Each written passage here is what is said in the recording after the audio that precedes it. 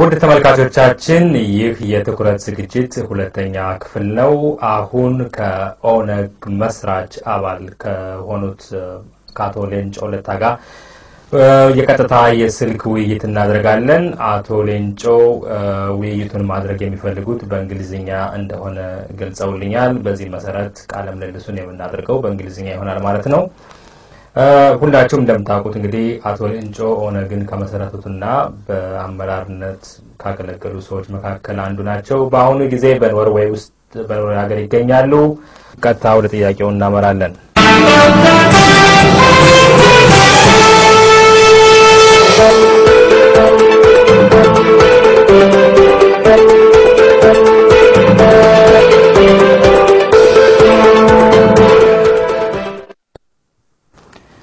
ሰላም ጤና ይስጥልኝ አቶ ሌንጮ። ጥያቄዎችን የምጀምረው በዚህ አመት የተደረገውን ምርጫ አስመልክቶ የርሶን አስተያየት እንዲሰጡኝ በመጠየቅ ነው። እንደሚታወቀው ኢህአዴግ 99.6% በሆነ ውጤት ምርጫውን አሸንፏል። በአጠቃላይ የምርጫውን ሂደት እንዴት አገኙት? When we talk about elections in Ethiopia, I have two very important observations to make. One, Ethiopia's political development. ስለዚህ አመት ምርጫ ለመነጋገር ሁለት ነገሮች ግምት ውስጥ መግባት አለባቸው። In 1992 አንዱ የኢትዮጵያ ፖለቲካ እድገት ከመንገድ የወጣው ህወሓት መራሹ ኢህአዴግ የአካባቢውን ምርጫ በ1992 ዓመተ ምህረት ከቀማ በኋላ ነው። ሁለተኛ ምርጫዎች ደካማ የሚሆኑት ሁላችንም በኢትዮጵያ መንግስት ቅርጽ ላይ አንድ የሆነ መግባባት ስለሌለን ነው።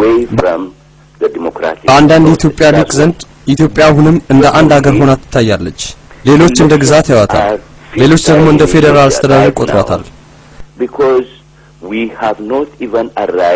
አሁን ግን የሚያስፈልገን ኢትዮጵያ ምን አይነት ሀገር ትሁን የሚለው ስምምነት ላይ መድረስ ነው።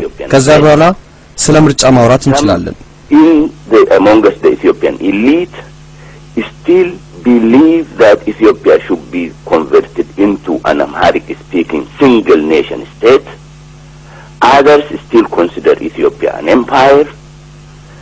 Still others believe a federal Ethiopia has been realized. What we really need is to discuss on what kind of country Ethiopia should be, reach a compromise on that, and then after that we can start talking about elections. These are the 2 points that I make on regarding elections in Ethiopia. አቶ ሌንጮ አሁን በሁለተኛ ቅድመ ሁኔታነት ያስቀመጡት በተለይም ከኢትዮጵያ አንድነት ጋር የተያዘው ኢትዮጵያ እንደ አዲስ መዋሃድ ወይም እንደ አዲስ መፈጠር አለባት የሚሉት ሐሳብ ከዚህ ከምርጫው ጋር ያለው ግንኙነት በደንብ ግልጽ አልሆነልኝምና ምናልባት እሱን በደንብ ቢያብራሩልን። Let me give you an example. I'm living here in Norway. In Norway there are various parties. But they have no confusion about what the nature of the Norwegian state is. They agree that ምሳሌ ልስጥ። አሁን የምኖረው ኖርዌይ ውስጥ ነው። ኖርዌይ ውስጥ ብዙ የፖለቲካ ድርጅቶች አሉ። ሁሉም የኖርዌይ መንግስትን ቅርጽ ምን እንደሆነ ይረዳሉ። ሁሉም የኖርዌይ መንግስት በምን አይነት ሁኔታ መተዳደር እንዳለበት ያውቃሉ። በኢትዮጵያ ግን ስምምነት ላይ አልደረስንም። ይህ ነው መሰረታዊ ችግሩ። ምርጫ የሚያሸንፍ ኃይል ሁሉ የሀገሪቱ መንግስት በአንድ ጊዜ የሚለውጠው ይመስላል። የአንድ ሀገር መንግስት ቅርጽ በምርጫ መለወጥ አይቻልም። መለወጥ የምትችለው አስተዳዳሪዎችን ነው። ለምሳሌ የአማርኛ ተናጋሪዎች ምርጫውን ቢያሸንፉ የፌደራል ቅርጹን ይቀይሩታል። ኦሮሞዎችም ወይም ኦጋዴኖች ምርጫውን ቢያሸንፉ የመገንጠል ድላቸው ሰፊ ነው። እነዚህ ችግሮች በምርጫ አይፈቱም። ከምርጫ በፊት በሚደረግ ስምምነት ነው የሚፈቱት። ኢትዮጵያ እንዴት መተዳደር እንዳለባት ስምምነት ላይ ደረሰን። የኢትዮጵያ ህገ መንግስት ሁሌም ከላይ ነው የሚጫነብን። ንጉሱ አንድ ህገ መንግስት ጫኑብን፣ መንግስቱ ሌላ ህገ መንግስት ጫኑብን። አሁን ያሉት ገዢዎችም በ1997 ሌላ ህገ መንግስት ጫኑብን። ህገ መንግስቶች ሁሌም በድርድር የሚገኙ ናቸው እንጂ ከሊቃን የመጡ መሆን የለባቸው። Before elections, which means we have not agreed on how Ethiopia should be constituted. Ethiopia's constitutions were always imposed. The emperor imposed one constitution. Mengistu imposed another constitution in 1987. And the current rulers imposed another constitution in 1995. Constitutions normally result from a compromise, not created by and for a particular elite group. This is the issue that has not been resolved in Ethiopia. Ob.leencoo ኦሮሞዎች ቢያሸንፉ ኦጋዴኖች ቢያሸንፉ ሊገነጠሉ ይችላሉ ወይም ይገነጠላሉ ብለዋል። አማራዎች ካሸነፉ ወይም አማርኛ ተናጋሪዎች ካሸነፉ ፌደራል ወይም አንድ የሆነች ኢትዮጵያን ይፈልጋሉ ያሉ እንደተናገሩ ነው የምረዳውና ይህን ለማለት የሚያበቃውት ማስረጃ ምንድነው? ይገነጠላሉ አላልኩም ሊገነጠሉ ይችላሉ ነው ያልኩት። እሺ እርስዎ እንደሚሉት ሊገነጠሉ ይችላሉ ይገነጠላሉ የሚለው ልተውና ሊገነጠሉ ይችላሉ እንበል። ነገር ግን በአሁኑ ሰዓት በሰላማዊ ትግል አምነው በመንቀሳቀስ ላይ ያሉ የኦሮሞ ድርጅቶች አሉ። ለምሳሌ በዶክተር መረራ የሚመራውን ድርጅት በመናይበት ጊዜ በአቶ ቡልቻ ደምቅሳ የሚመራውን ድርጅት በመናይበት ጊዜ የመገንጠል አጀንዳ እንደሌላቸው ነው የሚናገሩት። እንግዲህ ከመተዳደሪያ ደንባቸው እንደምንመለከተው ወይም ደግሞ የመታገያ አጀንዳቸውን ስናየው የነጻ የሆነች ኦሮሚያን የመመስረት የሚለው ነገር ላይ በግልጽ ያስቀመጡት ነገር ያለ አይመስለኝም እኔ እስከማቀው ድረስና እንዴት ነው ኦሮሞዎች ወደ ስልጣን ቢመጡ ኢትዮጵያ ትገነጠላለች ወይም ብለው በድፍረት መናገር የሚችሉት?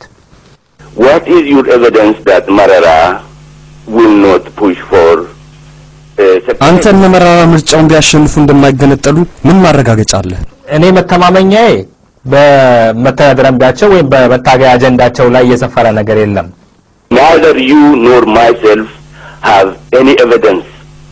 What I am saying is I did not say that they will break away. I am saying that certain elements እኔም ሆንኩ አንተ ማረጋገጫ የለንም። እኔ የምለው ይገነጠላሉ ሳይሆን ይገነጠሉ ይችላሉ። አንዳንድ ኦሮሞችና ኦጋዴኖች ኢትዮጵያን በገዥነት ያዋታል። an empire in a democracy. These very divergent understandings of the nature of the state will not operate. We have to first አሁን የጋራ ራዕያችን በጋራ መንደፍ አለብን። መሰረታዊ ቅድመ ሁኔታዎች አልተሟሉም። ይህን የምርጫ ቅድመ ሁኔታ ማለት በኢትዮጵያ የሚጎል የሚመስለኝ ስለ ሀገራችን አንድ አይነት መግባባት ያልፈጠርን መሆኑን ነው። which is a common understanding about the state.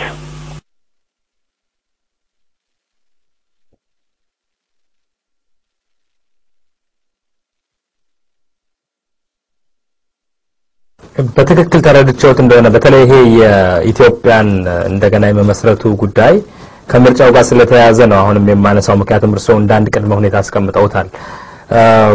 አሁን እርሶ እንደሚሉት ኢትዮጵያውያን ማለት በአሁኑ ሰዓት ያሉ የኢትዮጵያ ህዝቦች ኢትዮጵያ እንደ አዲስ መዋቀር አለባት ብለው ያምናሉ?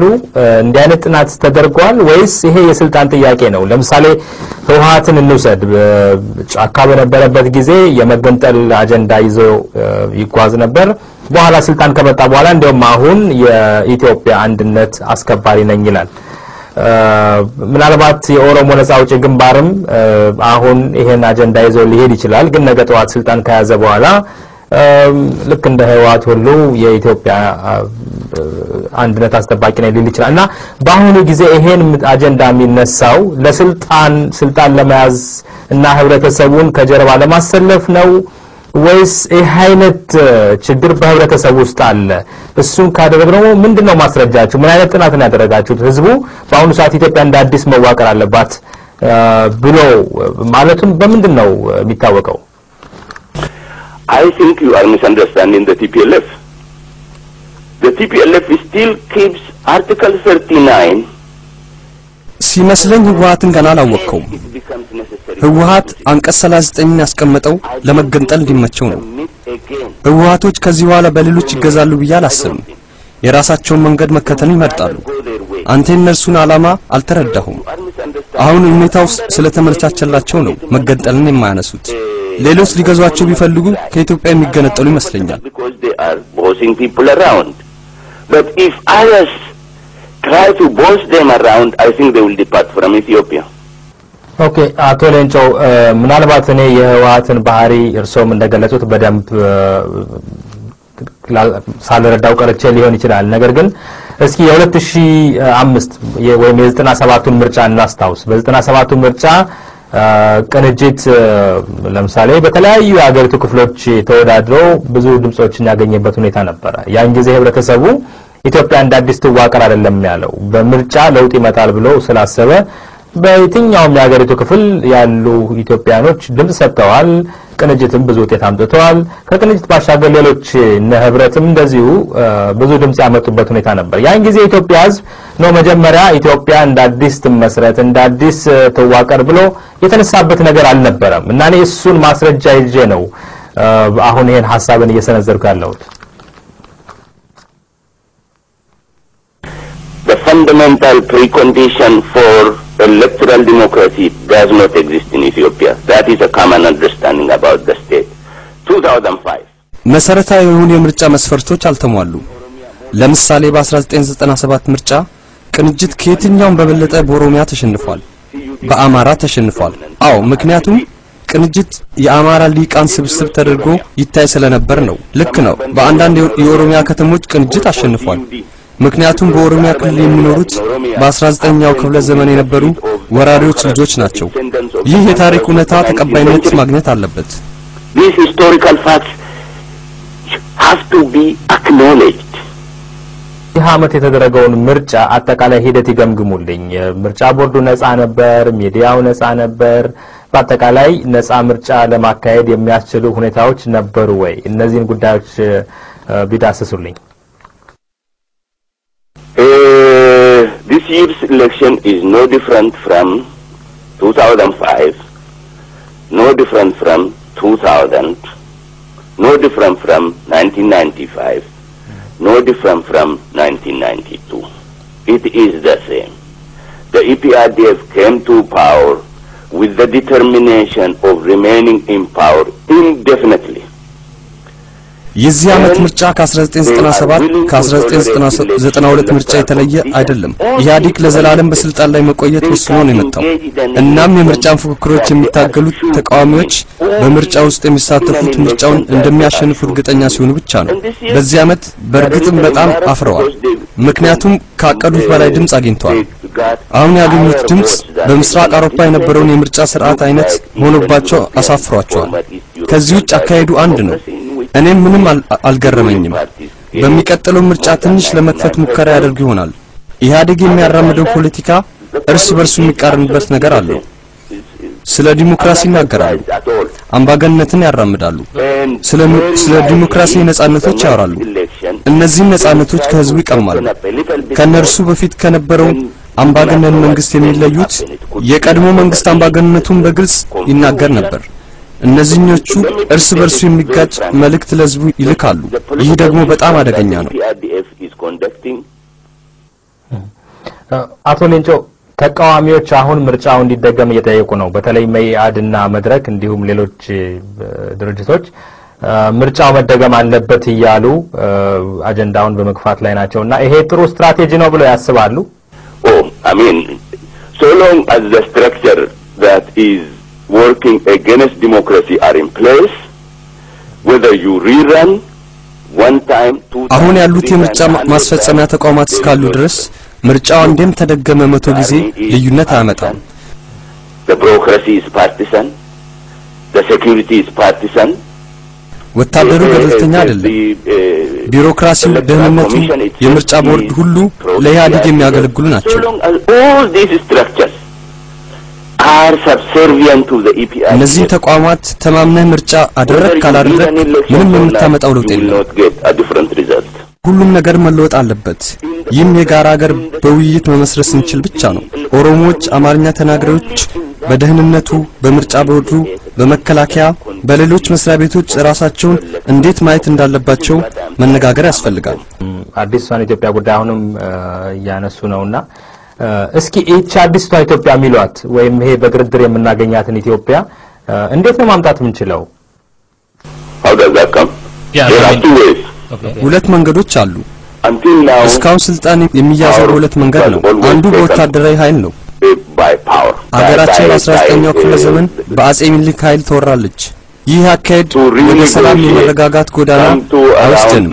ሌላው በጠረጴዛ ዙሪያ ቁጭ ብለን የጋራ የምናትን ሀገር መገንባት ስንችል ነው።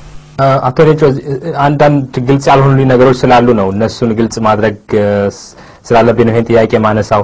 ሁለት ነገሮች አንስተዋል። አንዱ አገራችን በ19ኛው ሴንቸሪ ይኖር በነበሩ ምኒልክ በሚባሉ ሰው ተወራለች ብለዋል። በሌላ በኩል ደግሞ አገራችንን ተደራድረን መመስረት አለብን ይያሉ ነውና ሁለት አይነት ሀገሮች እንዳሉ ይታየኛል። በአጼ ምኒልክ የተያዘች ሀገርና እንደገና አሁን ደግሞ እንመሰርታታለን የሚሉት ሀገርና ግልጽ ያደርጉልኝ። አገር ሲሉ መጀመሪያ በአጼ ምኒልክ ተይዟል ያሉትን አገር የትኛውን ነው? አሁን ያለችው ኢትዮጵያ ነው ሌላ ሀገር ነው? እሱን ግልጽ ቢያደርጉልኝ። My country Oromia. አገሬ ኦሮሚያ ነው አገር የሚሉት? Yes, it is the country of the Oromo people. አዎ አለ። የኦሮሞች ሀገር አለ።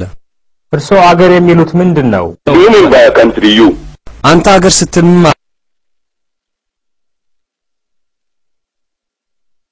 እኔ ሀገር የምለው ወል እንግዲህ በፖለቲካል ሳይንስ ትምህርት ወይም በህግ የተወሰኑ ልዩነቶች ያሏቸው ትርጉሞች አሉ። አንድ ሀገር ማካተት ያለበት አስተዳደር ይኖረዋል፣ ዲፋይንድ የሆነ ወይም የተለየ ድንበር ይኖረዋል፣ ዓለም አቀፍ ግንኙነቶችን ያደርጋል፣ እንዲሁም ደግሞ እዛ ውስጥ የሚኖሩ ህዝቦች ይኖራሉ። እነዚህ ናቸው በአሁን ሰዓት በአጠቃላይ አገር የሚለውን ነገር የሚያካትቱት። ሌሎችም ነገሮች ሊኖሩ ይችላሉና እኔ በዛ ትርጉም ነው አገር የሚለውን ነገር የምረዳው። Yes, we don't have a state, but we have a country. ልክ ነው፣ መንግስት የለንም፣ አገር ግን አለን። አገራችንን በ19ኛው ክፍለ ዘመን ተወራለች። ይሄ ተወራለች የሚሏት ሀገር በመጀመሪያ በማን ነው የተወረረችው? ዩር ምኒልክ። ያንተ ምኒልክ። ምናልባት እኔ በዚህ አሁን ባለሁበት ዘመን ስለምኖር ምናልባት አንዳንድ የግልጽ ያልሆኑ ነገሮች ሊኖሩ ይችላሉ። እኔ መወስዳቸው የራሴ የታሪክ ትርጉም ይኖራል፣ እርሶም የሚረዱበት ነገር ይኖራል። አሁን ይሄን ጥያቄ ግን የማነሳው ከምርጫው ጋር በተያያዘ ነው። ምክንያቱም እርሶ ምርጫ ለማድረግ አዲስ የሆነች ኢትዮጵያ መፈጠር አለባት ይያሉ ነው በውይይት እና በተለያዩ መንገዶች። እሱ ላይ በደንብ እንዲወጣ ነው ይሄን ጥያቄ የማነሳውና ግልጽ መሆን ስላለበት ማለት ነው። እስኪ አንድ ህልሞን ይንገሩኝ። ምን አይነት ኢትዮጵያ ተመስርታ ማየት ይፈልጋሉ?